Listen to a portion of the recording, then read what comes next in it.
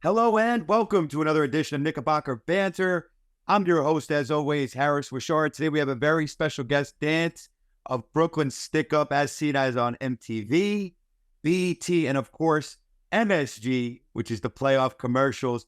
How you doing today, brother? I'm great, man. Thanks for having me, man. How you doing?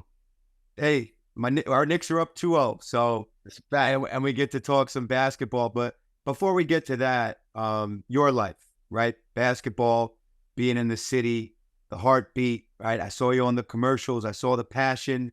We have a mutual friend. So you talk a little bit about what basketball has meant in your life, especially growing up. Oh man, basketball has been a huge part of my life growing up, and I think I'm from the late 1900s. You feel me? So basketball is a badge of honor for a kid in New York City. And I guess a lot of inner cities, I think a lot of people will feel that way, but I think in New York City, specifically, it literally is a badge of honor growing up, especially growing up in Brooklyn. It literally was a badge of honor. Like, you wanted to be known for the fact that you could hoop. And we were relentless about it. We were relentless about becoming basketball players. Yeah, and what helped us was watching the Knicks. Me personally, I mean, there was a lot of New Yorkers who, I won't name names because, but a lot of New Yorkers I know, because of what Jordan did to us, what Reggie did to us, they jumped ship. So, but a lot of us used the Knicks as inspiration, try to model our games after a lot of the Knicks. And with the hopes that one day we might play in the Garden. So it was a huge part of our life. Yeah, and you know what? Just from watching this team play, right? The inspiration. We talked the late '90s Knicks, and now obviously these 2020s Knicks. I don't want to age ourselves here, but we go back a little bit. But did you imagine when you were looking at the posters as a kid, right? As you talked about in your room, we were on the phone before, right? Could you have imagined being on a Knicks commercial on MSG? Is that something that you ever thought would happen? Never, never. I mean, being from New York, you know how hard it is just to make it anywhere. Anywhere to be of notoriety. It's extremely difficult in this city in particular. So you dream of it. One day I'm gonna be on TV, in any way, shape, or form, talking about the Knicks or whatever team is your favorite team, especially here. But you dream of it. But I never really thought that it would happen. Yeah, no, incredible. And you had some great lines, right? My favorite one was the playoff weather, because I was feeling that, right? It's springtime in New York. I just love how it brings the city together, right? I see on social media, I know you do too, and I wanted to ask you about this. The celebrations after those games and everybody clowning, oh, the Knicks are acting like they won the championship. Well, it's just the moments to get here, right? It's the struggle to get here, and it's the enjoyment and bringing the city together. And I know you see these videos that brings a smile to your face 100%. when everybody's together like they are right now in New York. 100%. I mean, being from New York, you are a master at understanding that tomorrow is not your friend. Life is pretty short. People come and go. A lot of tough times on a daily basis. For pretty much the entirety of your life, you're dealing with some form of adversity. So when people see us celebrating like that, and listen, it doesn't take much to get us excited in New York. You give us anything to look forward to. You give us anything to be happy about. We're going to go all the way with it, because tomorrow is not your friend. So we might as well live in the moment and have fun tonight. Well, the energy in the building right now is off the charts. And it really is. It just being in there in game one, and I've talked about it. It really is next level. And we knew this environment would be the case, but it always we anticipate it. But then until you're in there and you're outside MSG, there really is nothing like it. But you as a player in New York, right? You talked about the battles and, the growing up. And was there anybody that you watched specifically talked about the Knicks? Was there anybody that stuck out to you, a guy that you either modeled your game after, or what guys you liked watching in the league? My favorite basketball player of all time is John Starks.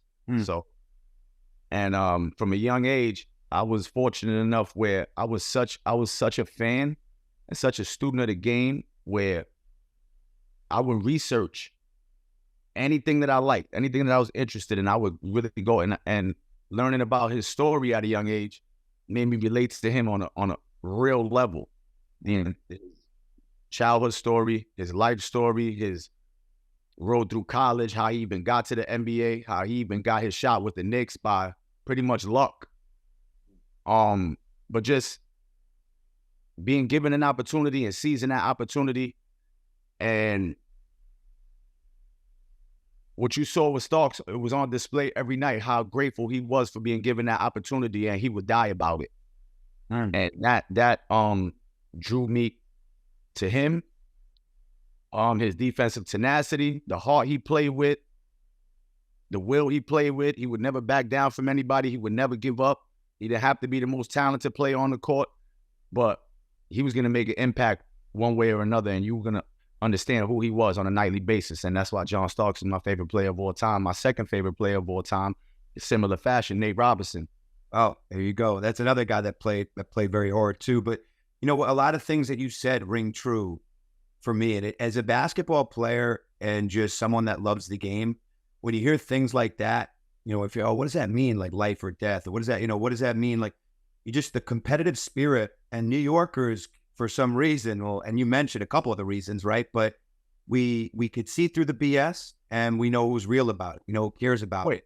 And that's what I think is so, you know, authentic about this group. And what a moment the other day. We'll talk about game 2 for a second, right? Because I think that really does exemplify what this team has been all year, right? Like there's not a lot of groups that down 5, 40 seconds to go, are making the plays they made. And the game could have been over about 100 different times, right? The Sixers want to complain, but the game could have been over on a made free throw, a turnover, a missed shot that Brunson had shot all night. So can you speak on what really has stuck out to you about this group and some of the things we've talked about already and those attributes? I think it's the fact that if you really watch the Knicks and you watch this season in particular, we watch every game twice in a night. You know, I had to watch that 40 times. I didn't believe it. I'm still watching that game. Yeah. What really sticks out to you is the fact that they never really, it seems like they don't think that they can lose. I mean, they know they can lose, but when they're between the lines and they're laced up, they don't believe that they are going to lose. You know what I'm saying? Like, and they will, there's a bunch of players who understand that find a way that Brunson talks about, that one particular play could change the whole trajectory of a game, whether it's taking a charge, whether it's diving for a loose ball, whether it's getting a deflection, whether it's being in the passing lanes, whether it's hitting a timely basket. They have completely bought into Thibodeau's system. They don't believe that you can beat them. And for you to beat them, you have to kill them. And don't believe that they can die. Well, so you saw that in a 50-second span where if you do not kill us, we are going to get you. Yeah, the rodents that keep coming back, right? They're not going to die, man. They really are. You said it. And it's been long. We've been like when DiVincenzo mentioned the Detroit game. Yeah, we've been already in about 40 of these games. You know what I'm saying? So this is, and the Villanova boys, when you're coming from the Big East, this is all you know. So they're battle tested. They know what it takes, and they don't believe that they can lose. And sometimes, listen, talent's important. And you know this from even being a coach now. Talent is important. But if you don't have some of these factors to your game, if you don't have some of these intangibles, it doesn't matter. It really doesn't. It doesn't. And you know what? That's what makes me confident going forward about this group in an ego-driven league, right? Because I'm coaching now on a much lesser level, right? And you still see the ego in a world that we live in now, and so much talent out there. To me, it's so refreshing. I've used that word a lot because it gives the kids something they could look at and say, "Hey, none of these guys were drafted top 15." DiVincenzo was the highest on the active roster. He was at 17, right? Yeah, that's correct. And everyone after that's overlooked. They talked about Philadelphia have the opportunity to draft all 3 of these guys, right? And they're playing the Sixers, a little chip on the shoulder for the Nova boys, right? As they go back to Wells Fargo, but that to me is the beauty of it. It's like it's just a bunch of guys that have been told certain things throughout their professional. Yeah, they have been told no. They've been told no.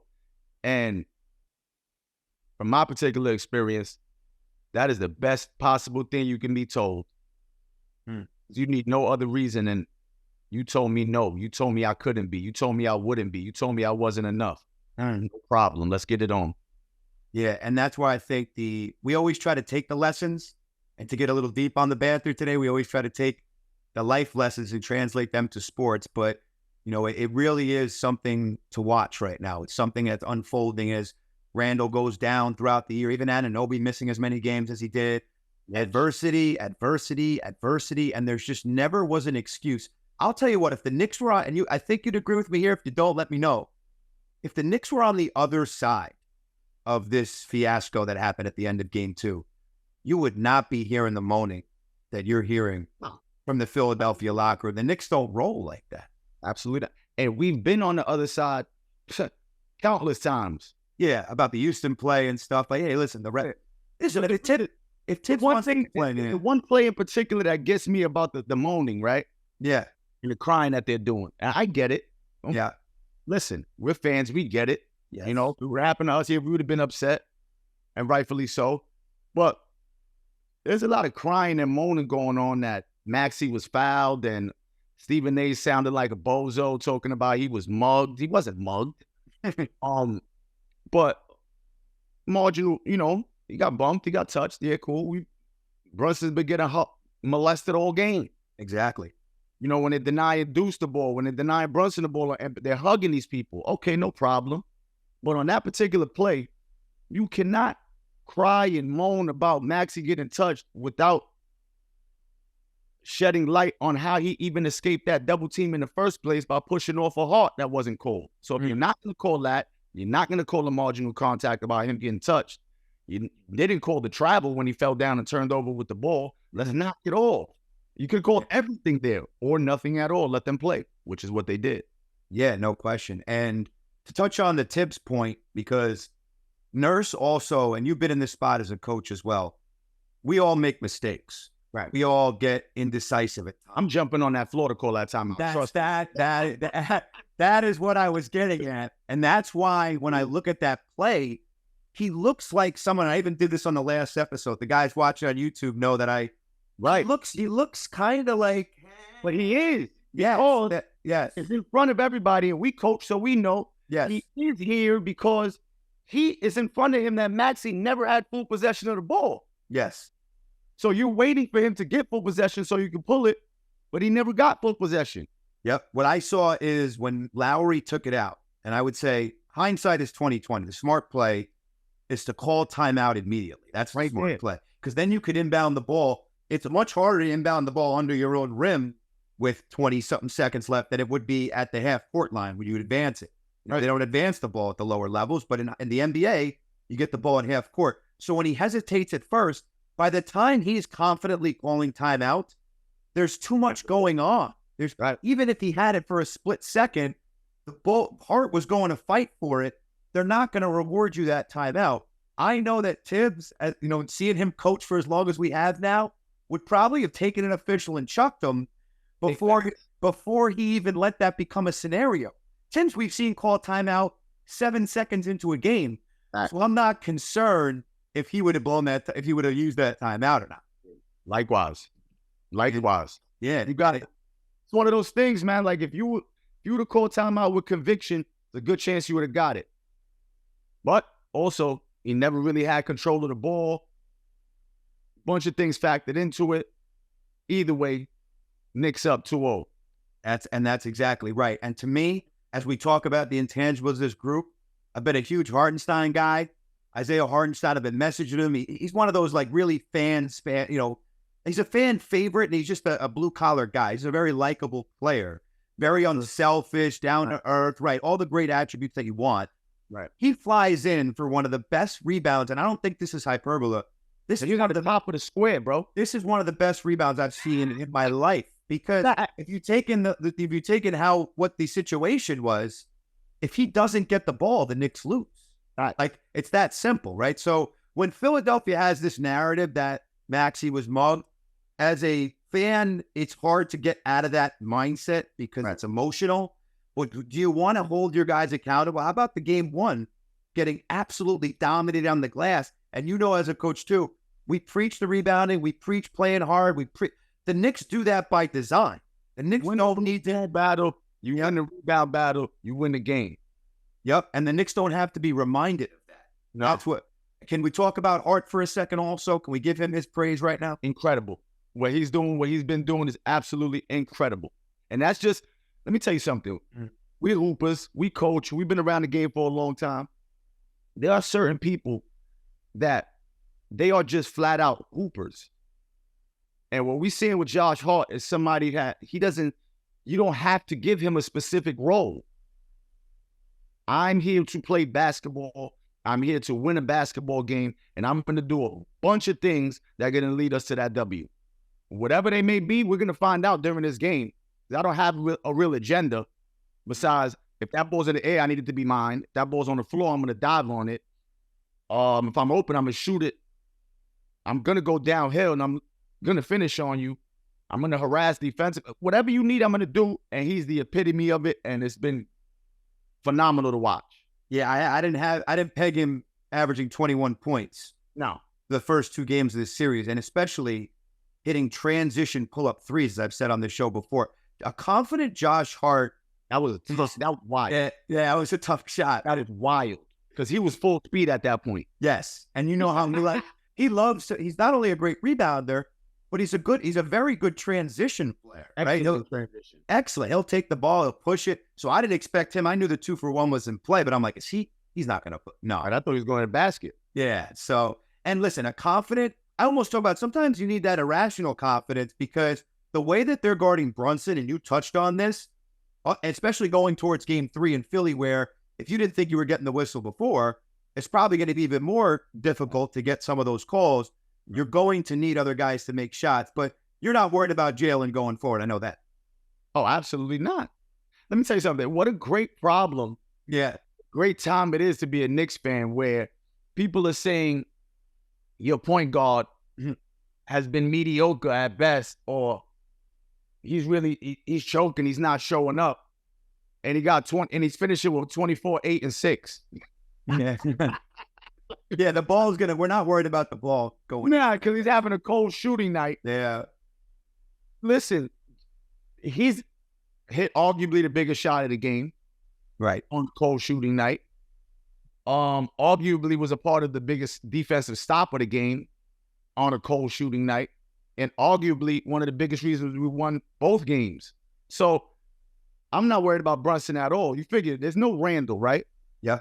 People who watch basketball it's common sense, but people who don't watch basketball, you have no Randall. So it's common sense that the coach's strategy is going to be, okay, so if Jalen Brunson is the majority of their offense, he's their best player, we're going to go to the drawing board and draw up every possible thing we can to eliminate him from the equation, which will give us the highest likelihood that we'll win a game. Everything is designed to stop him. And he's still finishing with 24, 8, and 6. And we're still up 2-0.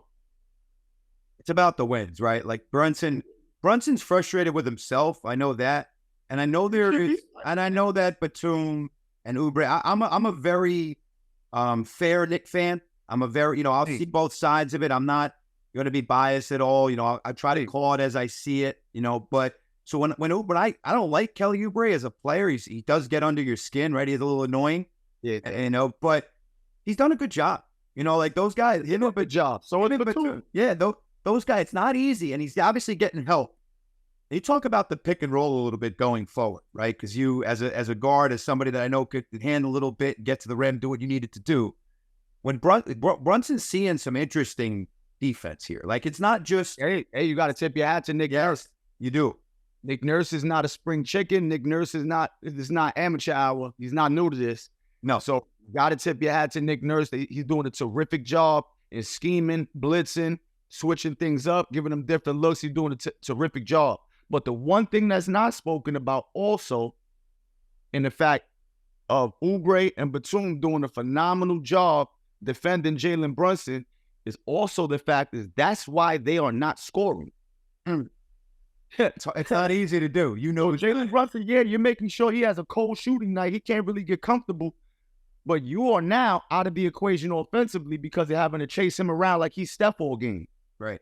Well, so, remember that point that Shumpert made that Deladova almost died trying to guard Steph Curry. Now, Brunson almost, you know, he doesn't move quite like that off the ball, but I had suggested, and if McBride's going to continue to play like this moving forward for the Knicks, that you can do some things off the ball with him to give him maybe a better opportunity, right? And I know Tibbs and the whole team is looking at a lot. We don't have to worry about them being prepared. That's one thing also that we know going into this game 3 that they are going to do everything in their power to get Brunson better looks. And he started to dish a little bit. Listen, they're going to need him to shoot the ball 20, 25 times no matter what. Especially without their second guy. Anunoby, as much as you love what he does and brings to the floor, he's more of a you get it to me guy. We saw him go off the bounce, but he's not a guy that can relieve pressure. McBride is going to have to take on, I think, a little bit more of that role if they're going to do that. And I think that McBride is starting to understand that because that's what I've been waiting to see. Yeah. I mean, the revelation this season as it's progressed is how well he shoots it from 3. We know what he's going to give you on a defensive end. I thought that the final hurdle for McBride was going to be when he had to start realizing that he has to be able to ISO and break his man down off the dribble and get into that paint. He cannot consistently look to feed that high post with Hartenstein and then get into the system and get into the play. There's going to be times when the shot clock breaks down or where they're heavily denying Brunson that now you are the primary ball handler and you need to be a playmaker and break your man down off the dribble and get into that paint. If he continues to do that, then you can play Brunson off the ball more. And now Philly's in very, very, very bad predicament. Absolutely. And Lod will get into that paint and give him a step. He will put you in the rim. Yeah, and and what about him? One of my favorite plays of the season so far, not just the playoff, was him basically pulling I thought it was exercising the Nick demons of when Zion Williamson did it to Kevin Knox in Summer League. And then all of a sudden I did not expect Deuce McBride to basically treat him like a rag doll and throw Maxey on the ground for the rebound basket. You need that ball. You need it. I need that ball. Yeah. Tibbs tells him I need the rock. McBride's going to get him the rock. Did you think he was going to hit?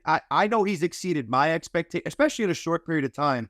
I remember the reaction when he gave him that money and that extension was like, oh, does this mean we're not going to go after this guy? Or does this mean that? There was some serious doubt. Now, we always knew he could defend and he played really hard. Can you speak on his offensive game? And did you think this quickly he would show this much promise?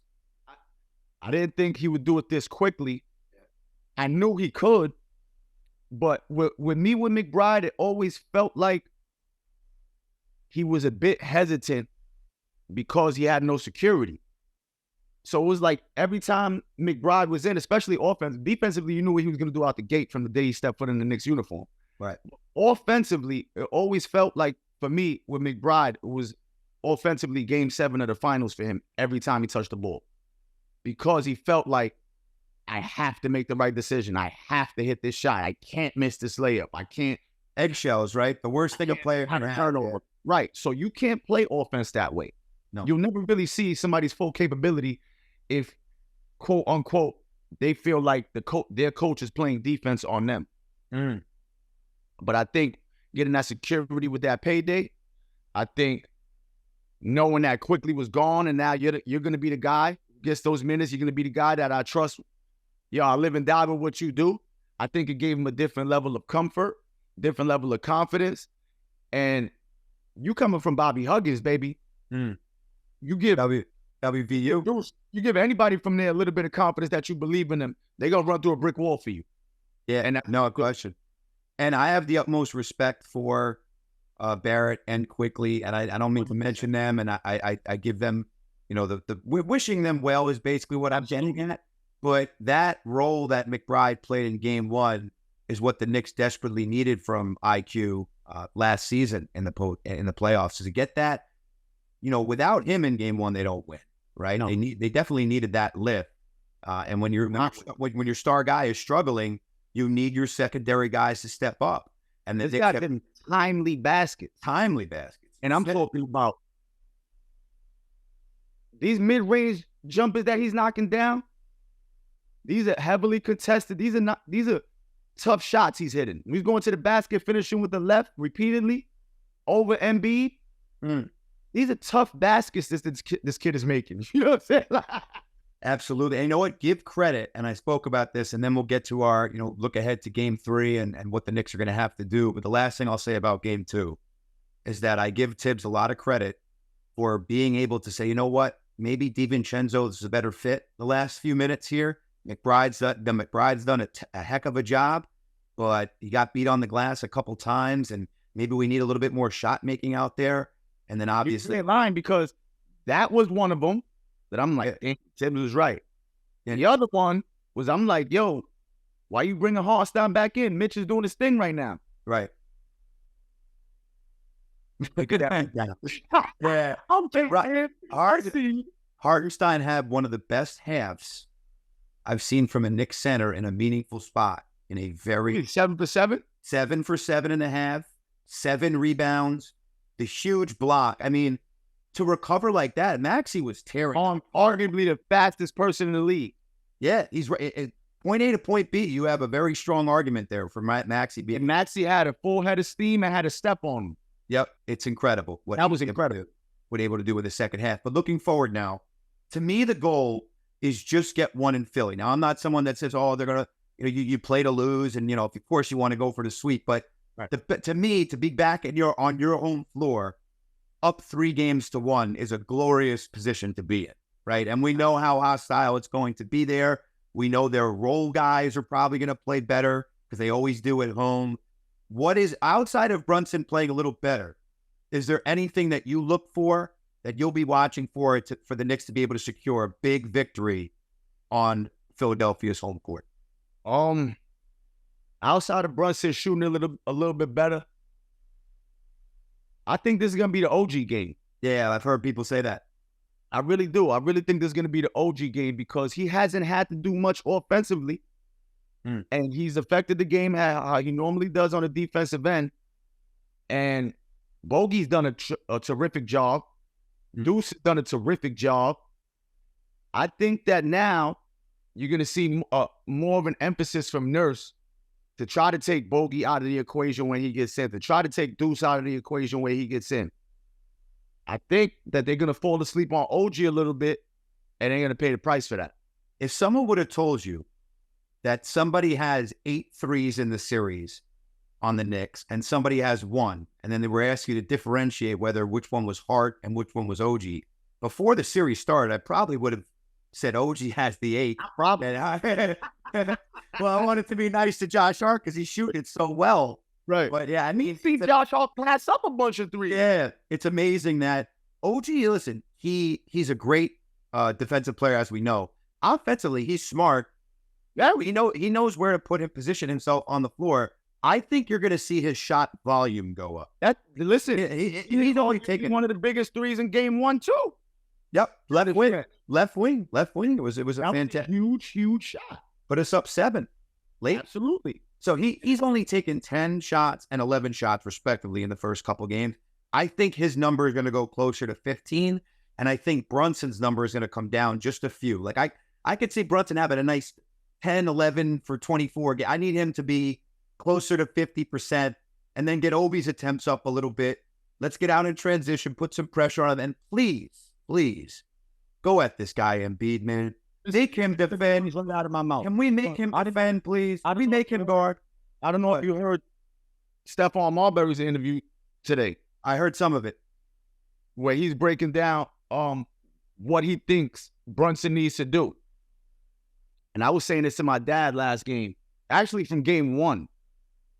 I said, listen, I'm not mad at any of the shots Brunson's taking. I understand why he's missing a lot of the shots that he normally hits, though, because it's almost like he's trying to avoid the defense.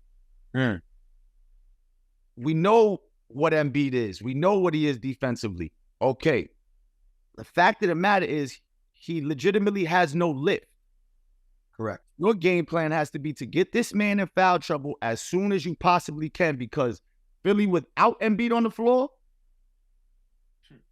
is not very good.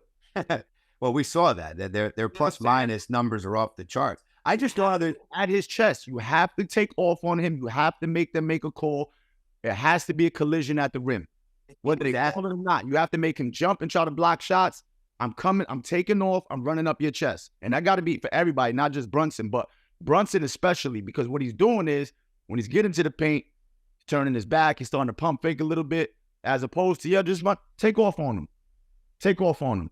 Because also that takes him out of the rebound equation when you got Hartenstein and Hart flying for an offensive board, because you took him out the equation by running out his chest. So you got to attack him. You got to take off. I want to see OG put him in the rim. Listen, you're preaching to the choir right now. Even if he was his best self, I would probably still be saying this, but he's not agile at all. No. So they have to put... This man has to be anyway, whether he's healthy or not. How quick can we give him 2 quick personals? Right. Out the gate, eliminate that. As a coach, how would you... I know Maxey is pretty much when he wants to get to a spot, he gets to a spot. And I talked to Freddie Coleman last week, and he was saying, you can't let Maxey get a ton of paint touches. You can't let him get his floater off. You can't let it... He's looked a little comfortable in these first couple games. Are there anything... I mean, I know OG got his cracks on him. He's not going to be an easy guy to stop, but what else can you really do with him? I think what I really think, and this is another tip of the cap to Tibbs, Maxey could get 35. And B could get 35. 70 right there between the two of them. Nobody else is scoring. You can't beat us with 70. This is what Tibbs has been doing. Because Embiid has been scoring Embiid numbers. Maxey has been scoring Maxey numbers. Nobody else has been a factor offensively. Nobody. And they don't get in rhythm either. They can't get in rhythm because 2 of them are chasing Brunson around the whole time. Where is Buddy Hield? Nowhere to be found. Because that's by Thibodeau's design. Like, he's the shooter who keeps somebody on him. There hasn't been a ton of doubles. They did something similar with Mitchell in last year's season. They said, "Hey, we're not gonna go out of our way.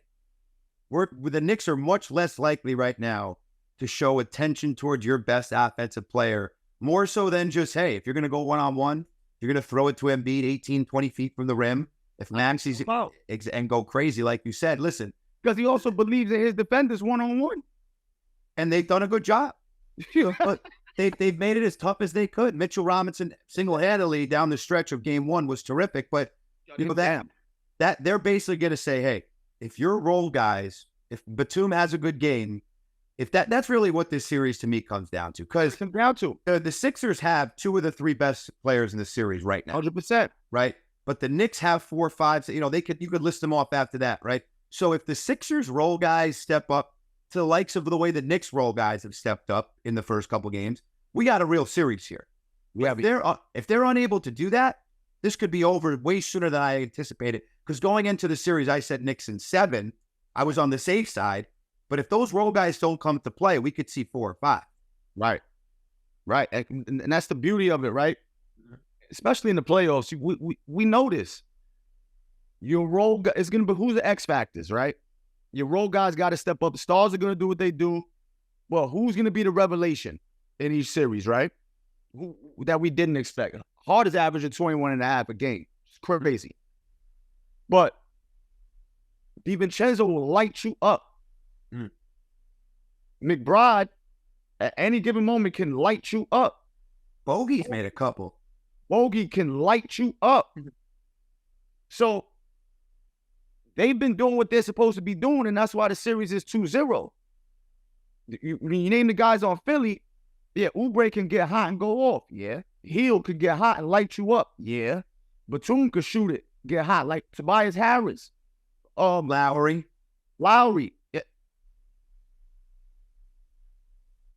Tibbs has been scheming on them. Tibbs has been scheming on them, and he got to get a guy his flowers, man. Preparation is serious. Listen, we could literally go all day. You're going to have to come back at some point. Without a doubt. You know, we get you for I would love it. We get you for round 2. Hopefully, I had my fingers crossed. I don't want to jinx anything, but Me neither. I'm not gonna be the mush. but by the way, fire Kith, the hoodie that you have on right now with the Knicks hat for the people on YouTube watching. We love the Knicks gear. The people that are repping New York City, but man, all the best to you. Likewise, brother. Continued success with everything that you're trying to do as an artist. Appreciate it. And then the commercial spots and all that energy is so positive. And that's really what I'm trying to spread, is just connecting a bunch of Knicks fans that love the game, that love this city, and want to see us go deep into the playoffs. Sir, we all we got, bro. We all we got. So as we say always, enjoy the games. Knicks got a big one coming up. We'll be back on the banter very soon. Talk to you guys later. Knicks tape.